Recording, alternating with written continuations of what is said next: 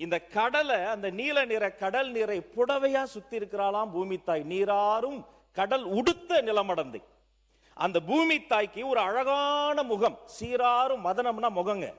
அந்த சீராரும் வதனம் எதுன்னு பார்த்தா திகழ் பாரத கண்டம். இந்த பாரத தாய், இந்த பூமி தாய், அவளின் அழகான முகம் இந்த பாரத தாய்.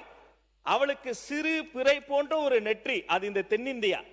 அந்த நெற்றிக்கு அழகு, அதில் வைக்கிற ஒரு பொட்டு, அது இந்த தமிழ்நாடு என்னும் தாய்.